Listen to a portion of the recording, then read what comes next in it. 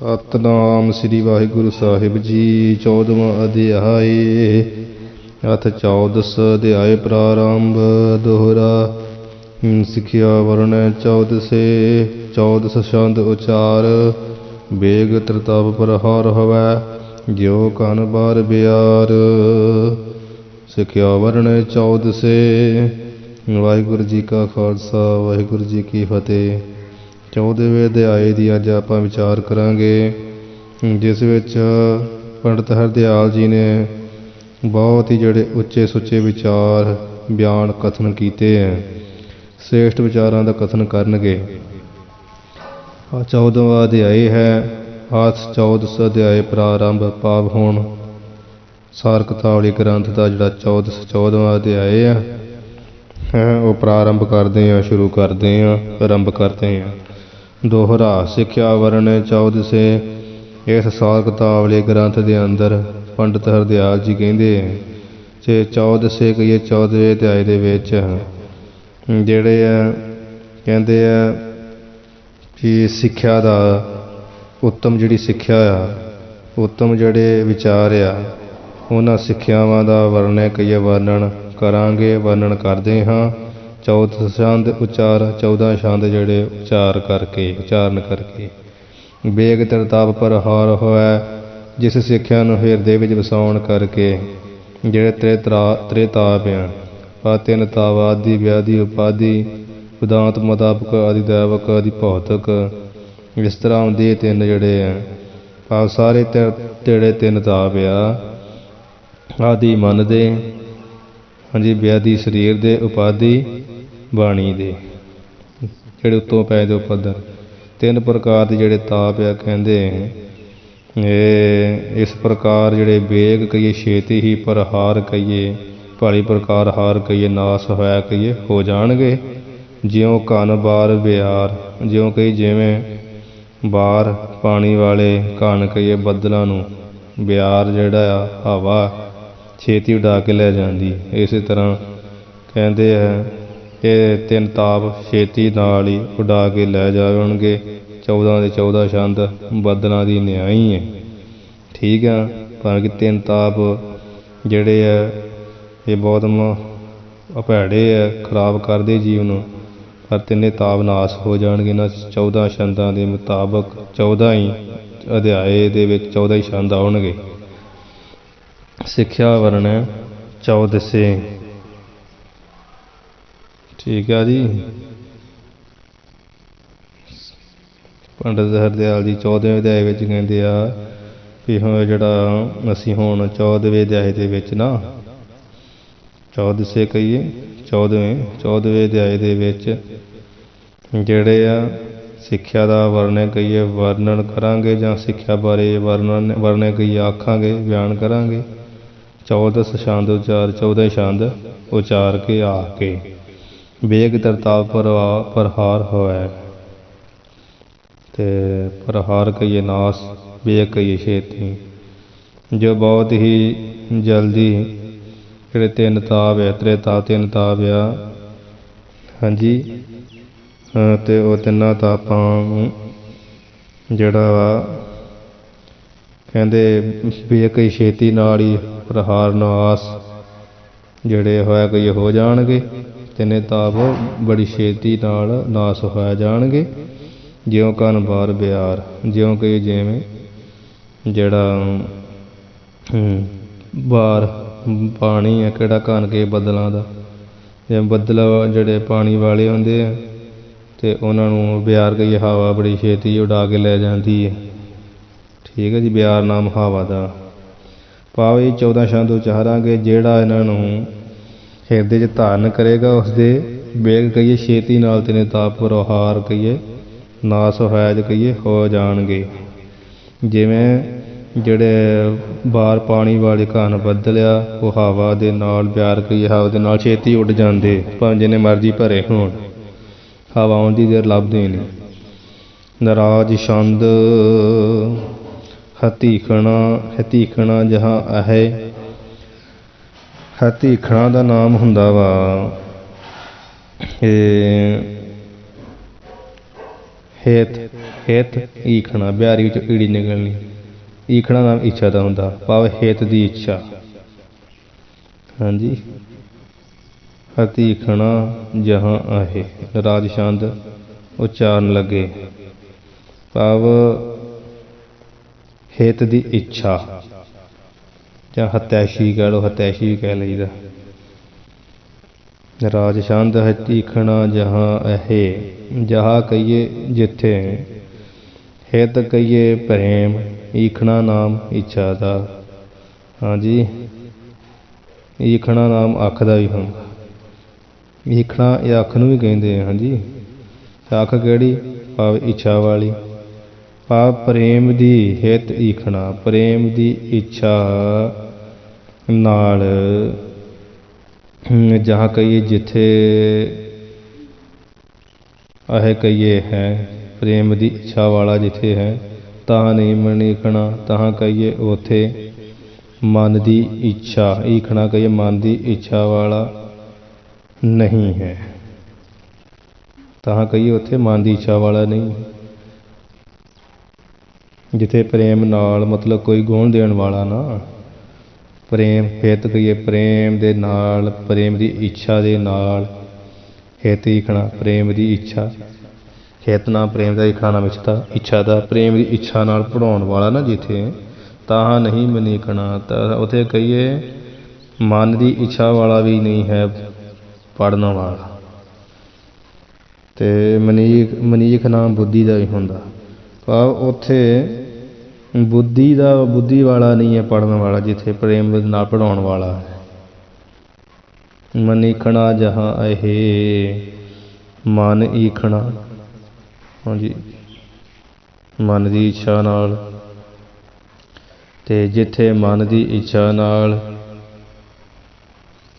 पढ़ने वाला है, ताहाँ नहीं हतीखना, ताहाँ कहिए उथे हित की इच्छा वाला जड़ा पढ़ाउण वाला नहीं है। हाँ जी, उथे प्रेम की इच्छा वाला पढ़ाउण वाला नहीं हैगा। हाँ जी, उथे प्रेम की अख वाला नहीं हैगा। हाँ जी, जिथे जिथे प्रेम की उथे प्रेम की अख वाला पढ़ने वाला नहीं हैगा, जिथे उथे पढ़ाउण वाला नहीं हैगा, जिथे पढ़ाउण वाला हैगा उथे पढ़ने वाला नहीं हैगा मतलब। हाँ जी, हित ईखना, ईखना नाम अख का भी हुंदा है, जिथे प्रेम की अख वाला है, तां नहीं मनीखना, उथे मन की अख वाला नहीं है, भाव अगों वेखण वाला नहीं है। ते मनीखना जहाँ है, जिथे मन की अख वाला हैगा वा, तां नहीं है तीखना, उथे प्रेम की अख वाला नहीं है। ठीक है जी। इस तरह हित ईखना जिथे प्रेम की इच्छा नाल पढ़ाउण वाला है, तां नहीं मनीखना, उथे मन की इच्छा नाल पढ़न वाला नहीं है। ईखना नाम अख का भी, ईखना नाम इच्छा का भी है, दोवें अर्थ लग जाते। मन ईखना जहाँ है, जिथे मन की इच्छा वाला पढ़न वाला है, तां नहीं है तीखना, उथे प्रेम की इच्छा नाल पढ़ाउण वाला नहीं है। हतीखना जहाँ है, फिर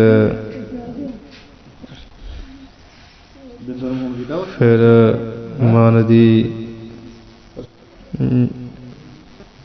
मन हतीखना जहाँ है, दूजा अर्थ है विद्वान संप्रदाय ये भी करते हैं कि जिथे हित ईखना, भाव हित की इच्छा, हित की इच्छा की आ, भाव मुक्ति की इच्छा, सब तो वड्डी इच्छा मुक्ति की इच्छा ही होंदी।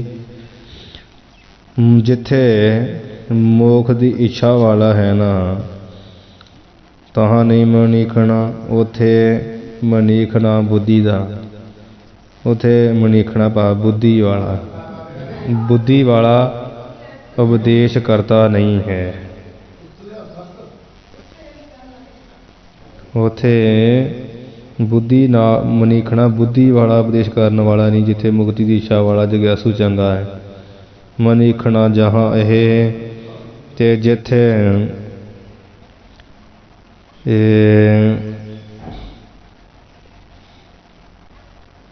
मनीखना भाव मन दियां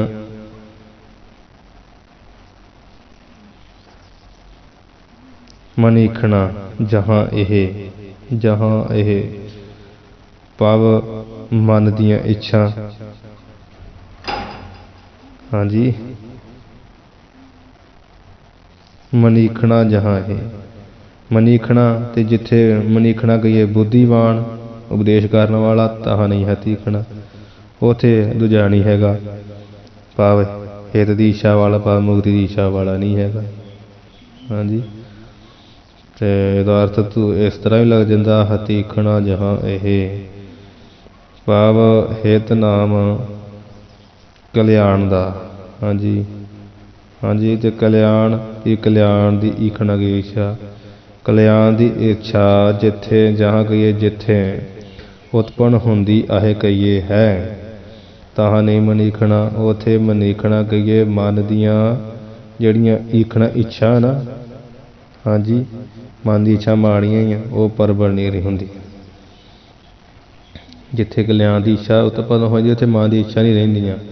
ਮਨੀਖਣਾ ਜਹਾਂ ਇਹ, ਤੇ ਜਿੱਥੇ ਮਨ ਦੀਆਂ ਇੱਛਾ ਬਹੁਤੀਆਂ ਪ੍ਰਬਲ ਹੋ ਰਹੀਆਂ ਹੈ, ਤਾਂ ਨਹੀਂ ਹਤੀਖਣਾ। ਉੱਥੇ ਤੇ ਜਿਹੜੀ ਆ ਹਤੀਖਣਾ ਕਹੀ ਹਿਤ ਕਲਿਆਣ ਦੀ ਇੱਛਾ, ਹਾਂਜੀ ਉਹ ਫਿਰ ਉਤਪੰਨ ਨਹੀਂ ਹੁੰਦੀ। ਉੱਥੇ ਜਿੱਥੇ ਇੱਛਾਵਾਂ ਵਾ ਉੱਥੇ ਕਲਿਆਣ ਦੀ ਇੱਛਾ ਨਹੀਂ ਹੋ ਸਕਦੀ, ਤੇ ਜਿੱਥੇ ਕਲਿਆਣ ਦੀ ਇੱਛਾ ਉੱਥੇ ਆਪਣਾ ਮਨ ਦੀ ਇੱਛਾ ਨਹੀਂ ਹੋ ਸਕਦੀ। ਇਸ ਤਰ੍ਹਾਂ ਵਿਦਵਾਨ ਅਰਥ ਲਾ ਲੈਂਦੇ, ਜਿਹੜਾ ਸਹੀ ਲੱਗੇ ਉਹ ਤੁਸੀਂ ਰੱਖ ਸਕਦੇ ਹੋ, ਕੋਈ ਬਹੁਤਾ ਔਖਾ ਨਹੀਂ ਆ। ਹਿਤ ਤੋਂ ਹੀ ਸਾਰੇ ਅਰਥ ਲੈ ਲੈਣੇ ਤੇ ਮਨੀਖਣਾ ਤੋਂ ਸਾਰੇ ਅਰਥ ਲੈ ਲੈਣੇ। ਮਨੀਖਣਾ ਹਤੀਖਣਾ ਤੋਂ ਅਰਥ ਜੋਗ ਲੈਣੇ। ਮਤਲਬ ਅਰਥ ਤੁਸੀਂ ਲਾ ਸਕਦੇ ਇੱਦਾਂ ਕਿ ਹਿਤ ਦੀ ਇੱਛਾ, ਪ੍ਰੇਮ ਦੀ ਇੱਛਾ।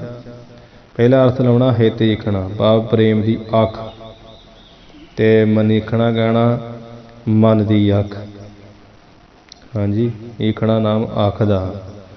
ਦੂਸਰਾ ਅਰਥ ਲਾਉਣਾ ਵਾ ਕਿ ਹਿਤ ਦੀ ਇੱਛਾ, ਭਾਵ ਪ੍ਰੇਮ ਦੀ ਇੱਛਾ, ਤੇ ਮਨੀਖਣਾ ਕਹੀਏ ਮਨ ਦੀ ਇੱਛਾ। ਤੇ ਤੀਸਰਾ ਅਰਥ ਲਾਉਣਾ ਵਾ ਕਿ ਫਿਰ ਹਿਤ ਦੀ ਇੱਛਾ ਕੀ ਆ, ਵਾ ਮੁਕਤੀ ਦੀ ਇੱਛਾ। ਤੇ ਮਨੀਖਣਾ ਤੋਂ ਲਾਉਣਾ ਵਾ, ਮਨੀਖਣਾ ਬੁੱਧੀ ਦਾ ਹੁੰਦਾ, ਮਨੀਖਣਾ ਬੁੱਧੀ ਦਾ ਹੁੰਦਾ, ਤੇ ਬੁੱਧੀ। ਹਾਂਜੀ, ਤੇ ਫਿਰ ਇਸੇ ਤਰ੍ਹਾਂ ਹਿਤ ਈਖਣਾ, ਭਾਵ ਹਿਤ ਨਾਮ ਕਦਾ ਕਲਿਆਣ ਦਾ। ਹਾਂਜੀ, ਕਲਿਆਣ ਦੀ ਈਖਣਾ ਇੱਛਾ ਉਤਪੰਨ ਹੁੰਦੀ ਆ ਜਿੱਥੇ, ਤਾਹਾਂ ਨਹੀਂ ਮਨੀਖਣਾ। ਉੱਥੇ ਮਨ ਦੀਆਂ ਜਿਹੜੀਆਂ ਇੱਛਾਵਾਂ ਹੀ ਰਹਿ ਜਾਂਦੀਆਂ ਹੈ। ਮਨ ਹੀ ਈਖਣਾ ਜਹਾਂ ਹੈ ਆਹੇ, ਜਹਾਂ ਆਹੇ ਆਏ ਦਾ ਅਰਥ ਸਾਰੇ ਹੈ ਹੀ ਲੱਗਣੇ। ਤੇ ਜਿੱਥੇ ਮਨ ਦੀਆਂ ਇੱਛਾਵਾਂ, ਤਾਹਾਂ ਨਹੀਂ ਹਤੀਖਣਾ। ਉੱਥੇ ਕਲਿਆਣ ਦੀ ਇੱਛਾ ਬਿਲਕੁਲ ਨਹੀਂ ਹੁੰਦੀ, ਮੁਕਤੀ ਦੀ ਇੱਛਾ ਤੇ ਬਿਲਕੁਲ ਨਹੀਂ ਹੁੰਦੀ। ਸਮਾਦ ਵੇਦ ਭੀ, ਇਸੇ ਤਰ੍ਹਾਂ ਸਮ ਧਮ ਸ਼ਰਧਾ ਤਤਿਖਿਆ ਉਪਰਾਮਤਾ ਸਮਾਧਾਨ ਇਤਿਆਦਿ, ਜਿਹੜੇ ਸਾਮਦਾਨ ਤੋਂ ਆਦਿ ਭਾਵ ਗੁਣਾ। ਹਾਂਜੀ, ਸਾਧਨਾ ਸਹਿਤ ਵੀ ਹੋਵੇ, ਅਤੇ ਨਾਲ ਕੀ ਹੋਵੇ, ਜਿਹੜੇ ਵੇਦ ਚਾਰ ਸਾਮ ਜਜਰ ਰਿਗ ਅਥਰਵ, ਇਹ ਜਿਹੜੇ ਚਾਰ ਵੇਦਾਂ ਦੀ ਵਿਦਿਆ ਦਾ ਵੀ ਪੂਰਨ ਜਿਹੜਾ ਵੇਦ ਕਹੀਏ ਵੇਦ ਹੋਵੇ, ਵੇਦ ਕਹੀਏ ਚਾਹੇ ਇਹਨਾਂ ਵੇਦਾਂ ਦਾ ਵੀ ਵੇਦ ਕਹੀਏ ਗਿਆਨ ਹੋਵੇ, ਜਾਂ ਵੇਦਾਂ ਦਾ ਵੇਦ ਕਹੀਏ ਗਿਆਤਾ ਹੋਵੇ, ਵੇਦ ਕਹੀਏ ਵੇਦਾਂ ਦਾ ਜਾਣਕਾਰ ਹੋਵੇ। ਹਾਂਜੀ, ਸੋ ਦੁਰਲਭ ਹੋਵੇ ਆਹੇ। ਸੋ ਕਹਿੰਦੇ ਇਹ ਜਿਹੜੇ ਹਾਂ ਹੋਵੇ ਕਹੀਏ ਦੋਵੇਂ ਚੀਜ਼ਾਂ ਕਿਸੇ ਇੱਕ ਮਨੁੱਖ ਅੰਦਰ ਹੋਣੀਆਂ, ਦੁਰਲਭੰ ਕਹੀਏ ਦੁਰਲਭ ਹੈ, ਕਠਿਨ ਇਹ ਕਹੀਏ ਕਠਿਨ ਹੈ, ਕਠਿਨ ਹਨ। ਪੇਸ਼ ਇਹਨਾਂ ਦੇ ਸਭ ਗੁਣਾਂ ਦੇ ਸਮੇਤ ਵੀ ਹੋਵੇ, ਤੇ ਜਿਹੜਾ ਹੈ ਵੇਦਾਂ ਦਾ ਜਾਣਕਾਰ ਵੀ ਹੋਵੇ। ਹਾਂਜੀ, ਇਹ ਬੜਾ ਕਹਿੰਦੇ कठिन आ। दोवें चीज़ां एक मनुख च होने बड़िया कठिन आ। किदां यथोगति यथोगति इदा पाठ करना। यथोगति स्वादवंत दृष्टांत दे कथन करते हैं। यथ नाम या जिस औखदी नाम दवाई आंदे भी यथ जिस प्रकार जिहड़ी औखदी दवाई आ स्वादवंत के स्वाद वाली भी होवे भाव मिठी भी होवे ते व्याध मूल ते दहें भाव ते व्याध के रोग बीमारी नूं मूल कहिए मुੱਢ तो दहे कहिए साड़ देवे खत्म कर देवे। ऐसी दवाई भी दुर्लभ है। दवाई भी होवे ते मिठी भी होवे। एक तो नाम दा दवाई है फिर मिठी होवे ते बीमारी भी मुੱਢ तो कढ़ दे। कहते भी ये भी चीज़ां लभणियां बड़ियां दुर्लभ है। तिवें ही जिहड़ा चतुष्टे साधन संपन्न आ भाव की आ विवेक वैराग खट समझि मोह की इच्छा। ये चार संपन्न अते वेद विद्या भी जानता होवे ऐसा संत भी दुर्लभ ही आ। बड़ा औखा लभदा है। दो दो चीज़ां मुश्किल मिलदियां मतलब हुण ऐसा नहीं भी हुंदे नहीं हुंदे आ पर बहुत विरले आ। सारे नहीं हुंदे। संवाद वेद वेद भी सावधान आद साधना समान होवे कोई ते फिर वेद वेद भी वेद भाई वेदां दी जान वेद गई वेदां दा वेद नाम वेदां दा वेद कहिए जानकार भी होवे वेदां दा ज्ञाता भी होवे। हाँ जी सो दुर्लभं होवे है। सो कहिए वो जिहड़े इहो जिहे संत महात्मा ना कमाई वाले इन्हां दोवां चीज़ां दे संपन्न दुर्लभ कहिए बड़े कठिन तो उभे कहिए दोवें बड़े कठिन है मुश्किल है। हाँ जी ये लभने बड़े दुख कठिन है।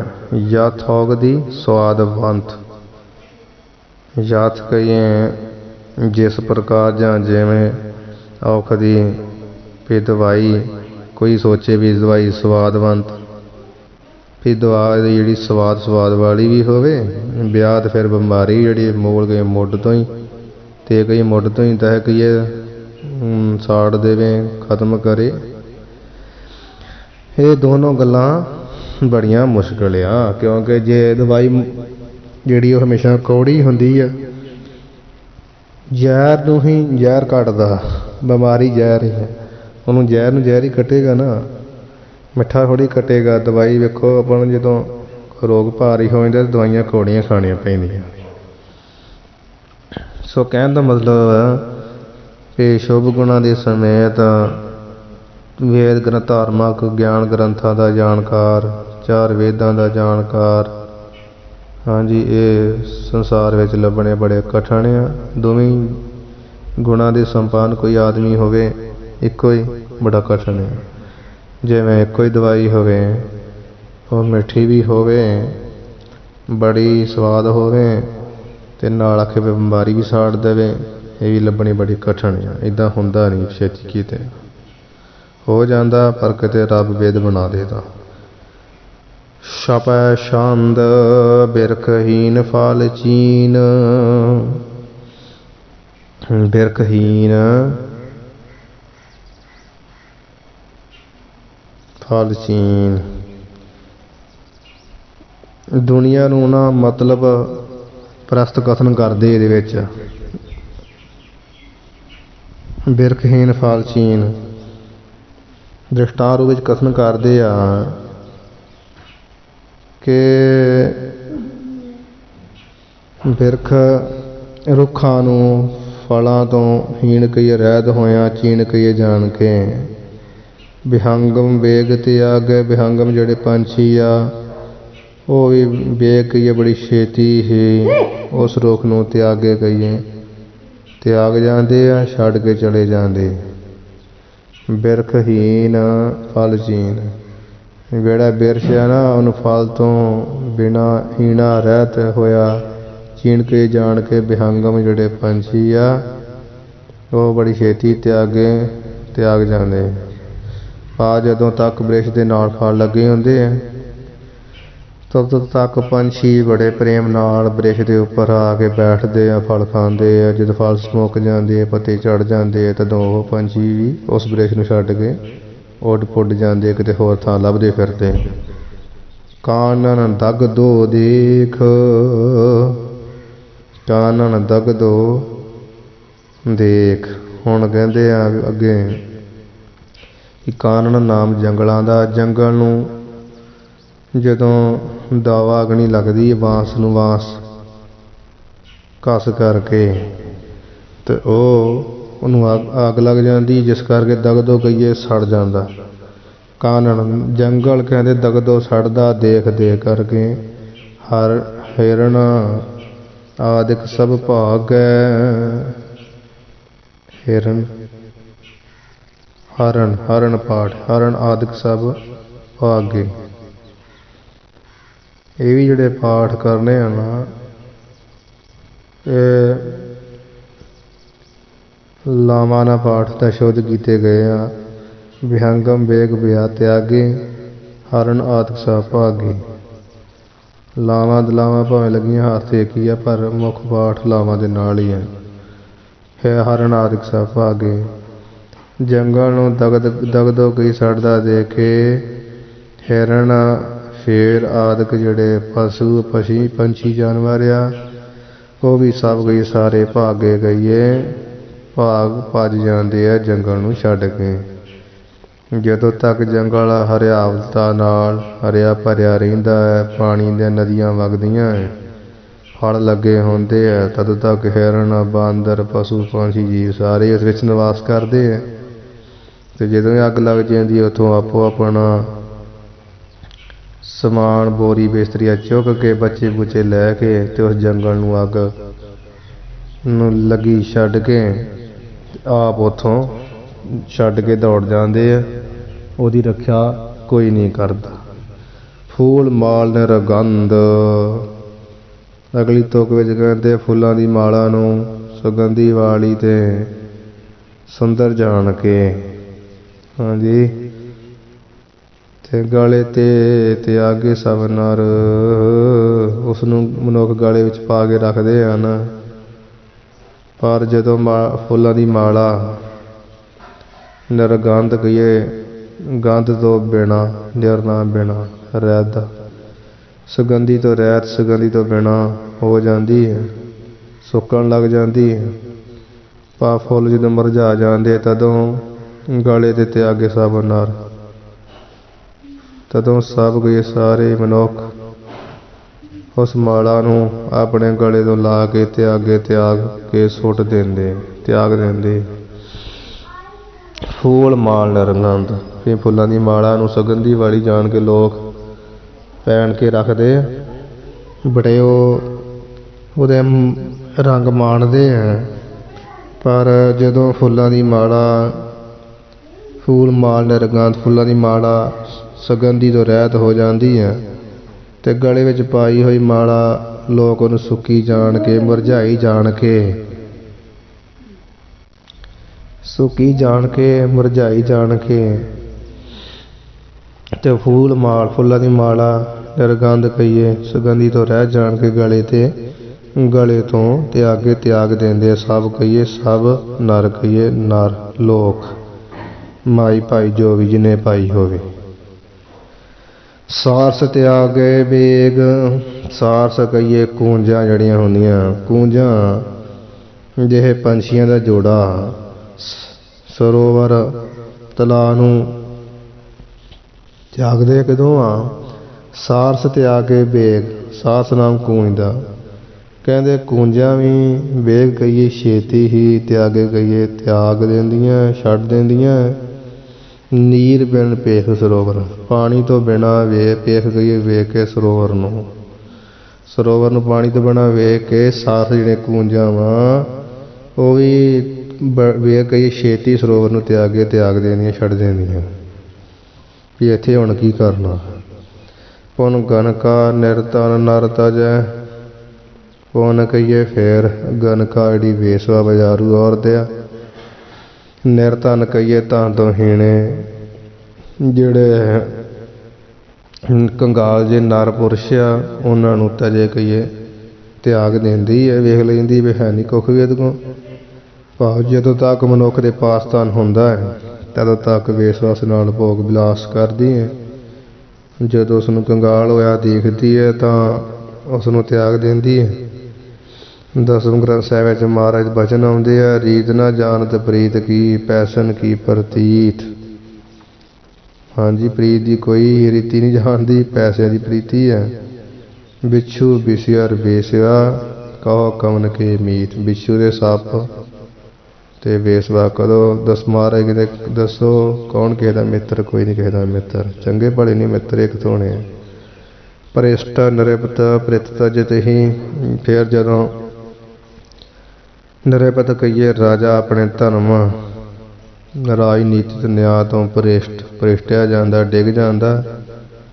ਭਾਵ ਧਰਮ ਤੋਂ ਬੇਮੁਖ ਹੋ ਕੇ ਨੀਤੀ ਦੇ ਅਨੁਸਾਰ ਨਿਆਂ ਨੂੰ ਨਹੀਂ ਕਰਦਾ ਤਾਂ ਉਸ ਦਾ ਰਾਜ ਭਾਗ ਵੀ ਖੁੱਸ ਜਾਂਦਾ ਹੈ। ਤੇ ਰਾਜ ਭਾਗ ਖੁੱਸਣੇ ਕਰਕੇ ਭ੍ਰਿਤ ਤਜਤ ਹੀ। ਭ੍ਰਿਤ ਜਿਹੜੇ ਨੌਕਰ ਆ ਉਹ ਵੀ ਉਸ ਨੂੰ ਤਜਤ ਕਹੀਏ ਛੱਡ ਹੀ ਦਿੰਦੇ ਹੈ, ਚੱਲ ਜਾਂਦੇ ਕਿਤੇ ਹੁਣ ਤਨਖਾਹ ਵੀ ਨਹੀਂ ਮਿਲਣੀ, ਇੱਥੇ ਕਰਨਾ ਹੈ। ਜਦੋਂ ਰਾਜਾ ਭ੍ਰਿਸ਼ਟਿਆ ਜਾਵੇ, ਲੱਛਣ ਮਾੜੇ ਹੋ ਜਾਣ ਤੇ ਰਾਜ ਭਾਗ ਖੁੱਸਦਾ ਦਿਸੇ, ਭ੍ਰਿਤ ਨੌਕਰ ਵੀ ਤਜਤ ਨੂੰ ਛੱਡ ਦਿੰਦੇ। ਜਨ ਸਗਲੇ ਸਵਾਰਥ ਬਸ ਰਵੇਂ, ਇਸ ਪ੍ਰਕਾਰ ਹੈ। ਸਗਲੇ ਕਹੀਏ ਸਾਰੇ, ਜਨ ਕਹੀਏ ਲੋਕ, ਸਵਾਰਥ ਮਤਲਬ ਪ੍ਰਯੋਜਨ, ਆਪੋ ਆਪਣੇ ਪ੍ਰਯੋਜਨ। ਬਸ ਕਹੀਏ ਅਧੀਨ ਹੋ ਕੇ, ਰਮੇ ਕਹੀਏ ਰਮੇ ਰਮਦੇ ਵਿਚਰਦੇ ਤੁਰੇ ਫਿਰਦੇ, ਕੋ ਕਾਹੂ ਪਿਆਰੋ ਨਹੀਂ। ਪੰਡਿਤ ਹਰਦਿਆਲ ਜੀ ਕਹਿੰਦੇ ਕੋ ਕਹੀਏ ਕੋਈ ਵੀ, ਕਾਹੂ ਕਹੀਏ ਕਿਸੇ ਦਾ ਪਿਆਰਾ ਪਿਉਰਾ ਨਹੀਂ ਹੈ। ਭਾਵ ਸਭ ਦੁਨੀਆ ਆਪਣੇ ਮਤਲਬ ਦੀ ਹੈ। ਸੁਖ ਮੇ ਆਨ ਬਹੁਤ ਮਿਲ ਬੈਠਤ, ਰਹਿਤ ਚਾਹੋਂ ਦਿਸ ਕੀ ਰਹਿ, ਬਿਗਤ ਪਰੀ ਸਭ ਹੀ ਸੰਗ ਛਾਡਤ, ਕਉ ਨਾਵਤ ਨੇਰੇ। ਜਾਂ ਸਗਲੇ ਸਵਾਰਥ ਬਸ ਰਮੇ। ਪੰਡਿਤ ਹਰਦਿਆਲ ਜੀ ਕਹਿੰਦੇ ਅਸੀਂ ਵੇਖਿਆ ਇਸ ਸੰਸਾਰ ਵਿੱਚ ਸਾਰੇ ਜਿਹੜੇ ਆ ਨਾ ਉਹ ਲੋਕ ਜਨ ਕਈ ਲੋਕ ਸਵਾਰਥ ਦੇ ਵਾਸੀ, ਰਮੇ ਗਏ ਵਿਚਰਦੇ ਤੁਰੇ ਫਿਰਦੇ ਇੱਕ ਦੂਜੇ ਨਾਲ। ਕਉ ਕਾਹੂ ਪਿਆਰੋ ਨਹੀਂ, ਕਉ ਕਿਸੇ ਦਾ ਪਿਆਰਾ ਨਹੀਂ ਹੈ, ਮਿੱਤਰ ਨਹੀਂ ਅਸਲ ਵਿੱਚ। ਦੋਹਰਾ ਪਾਸ ਧਨ ਅਧਨ ਕਣਕ ਅਰਧ, ਅਗਲਾ ਛੰਦ ਉਚਾਰ ਰਹੇ ਹੈ ਦੋਹਰੇ ਰੂਪ ਦੇ ਵਿੱਚ। ਪਾਸ ਧਨ ਅਧਨ,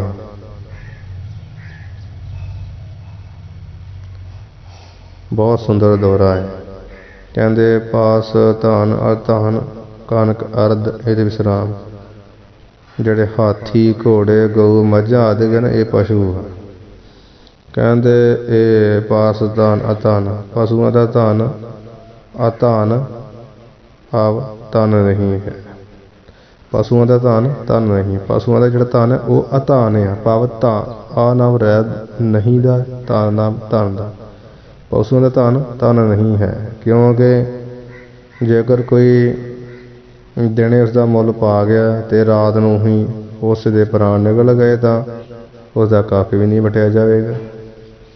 ਹਾਂਜੀ, ਫਿਰ ਉਹ ਇਸ ਕਰਕੇ ਪਸ਼ੂਆਂ ਦਾ ਧਨ ਧਨ ਨਹੀਂ ਹੈ।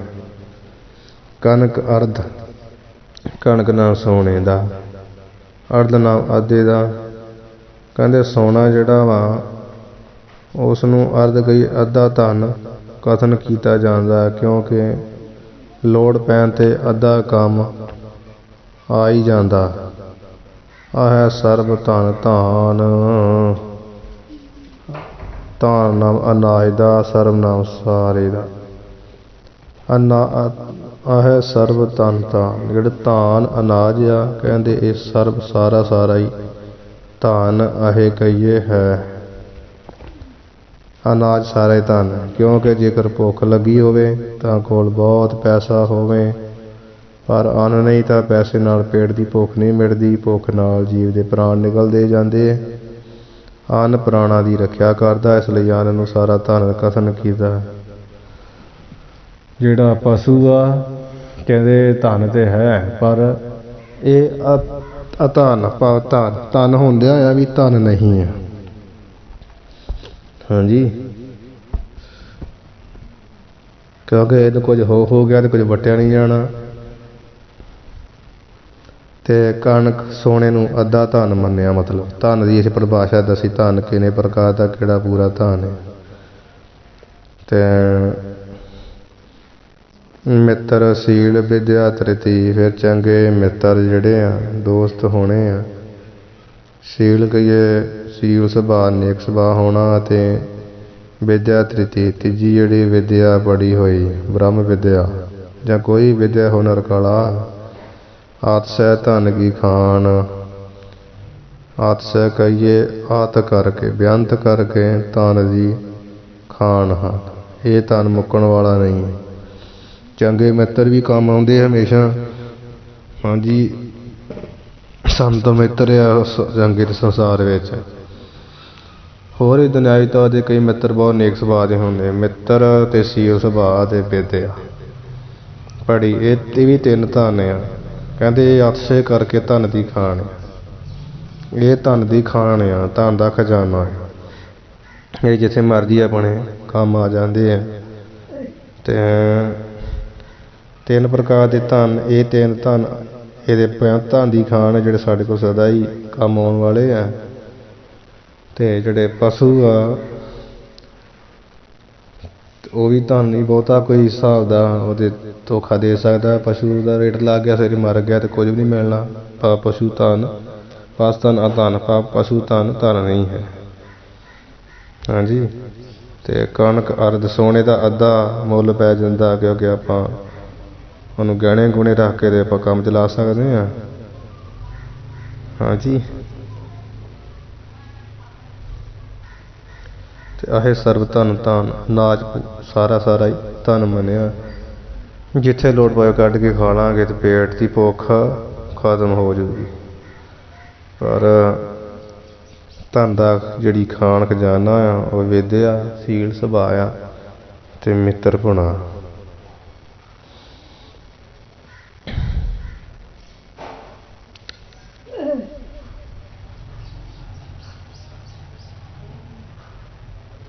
ਮੰਨ ਲਓ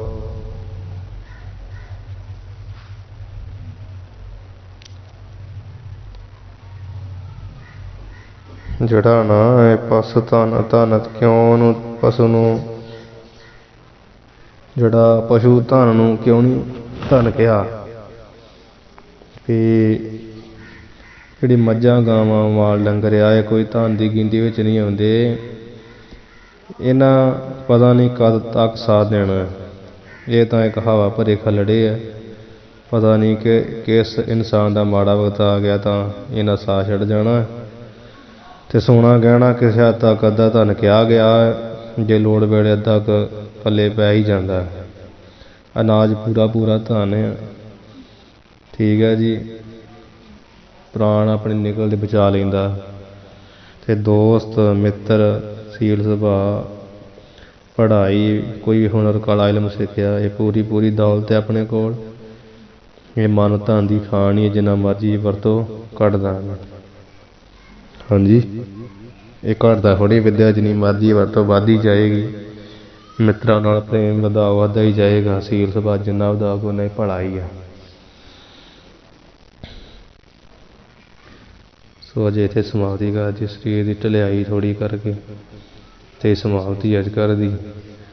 ਪਸ ਧਨ ਅਧਨ, ਕਣਕ ਅਰਧ, ਆਹੇ ਸਰਬ ਧਨ ਧਾਨ, ਮਿੱਤਰ ਸੀਲ ਵਿਦਿਆ ਤ੍ਰਿਤੀ, ਅਤਿਸ਼ੈ ਧਨ ਕੀ ਖਾਨ। ਵਾਹਿਗੁਰੂ ਜੀ ਕਾ ਖਾਲਸਾ, ਵਾਹਿਗੁਰੂ ਜੀ ਕੀ ਫਤਿਹ।